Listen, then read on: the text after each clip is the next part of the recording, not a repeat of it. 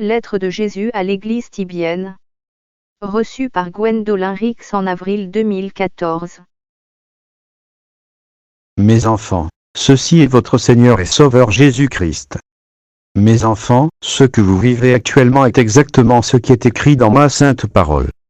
Ce sont les douleurs du travail de la venue du seul vrai Messie, Jésus-Christ.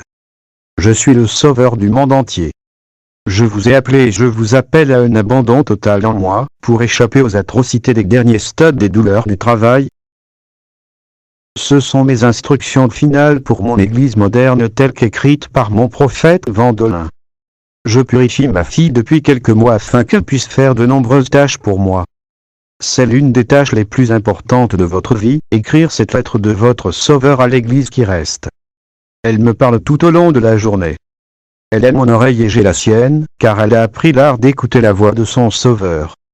Tous mes enfants n'entendent pas ma voix comme je l'avais prévu, car cela demande beaucoup de préparation.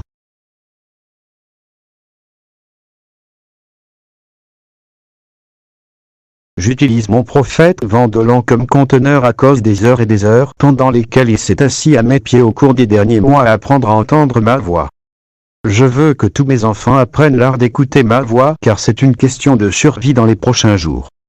Mes enfants, en ce moment, tout ce que vous vivez sont des douleurs de travail. Il y a des tremblements de terre à divers endroits et des sécheresses sur certains de mes continents, mais sûrement mes enfants, ces choses augmenteront dans les jours à venir et une grande sécheresse et une famine atteindront tous les peuples de la terre. Il y aura des boules de feu et des météorites tombant du ciel et les visiteurs indésirables proviendront de galaxies lointaines. Ce sont ces choses qui feront réfléchir mes enfants sur leur santé mentale et pourquoi ils ont décidé de séparer leur cœur de leur seul vrai Dieu. L'un des premiers obstacles auxquels mes enfants seront confrontés est la famine sur terre. Il y aura de nombreuses pénuries alimentaires et ce sera à vous d'être créatifs et intelligents pour survivre.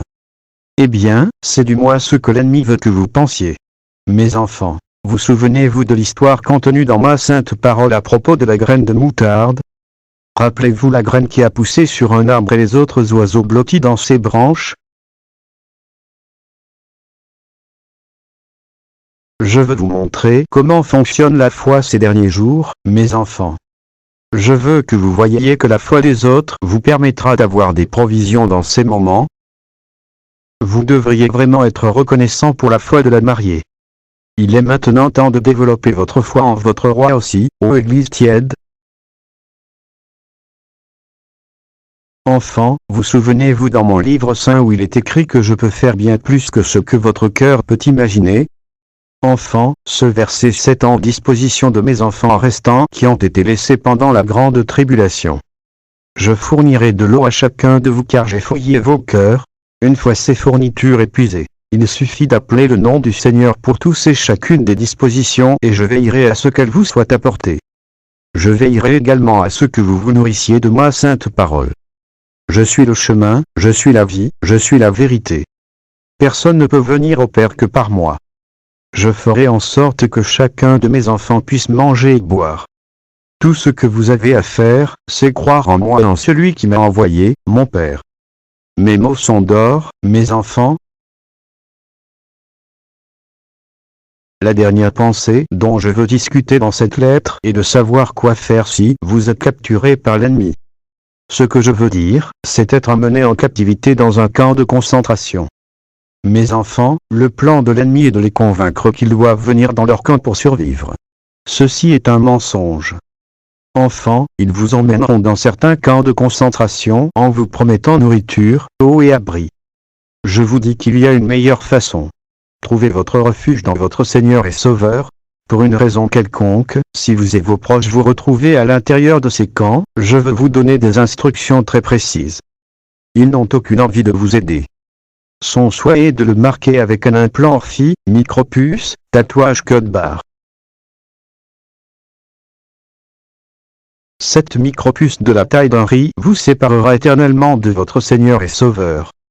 L'ennemi est Lucifer et c'est sa stratégie d'attaque principale.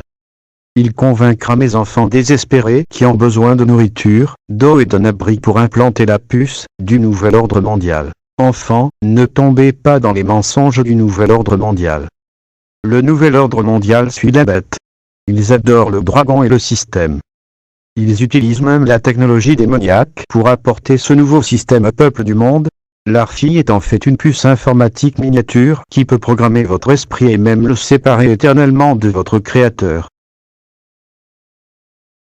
Écoutez-moi maintenant, mes enfants. Ne prenez pas la marque des bêtes. Ne recevez pas la marque des bêtes ont eu quelque chose qui ressemble à une marque placée sur votre peau qui ressemble à une code à barre.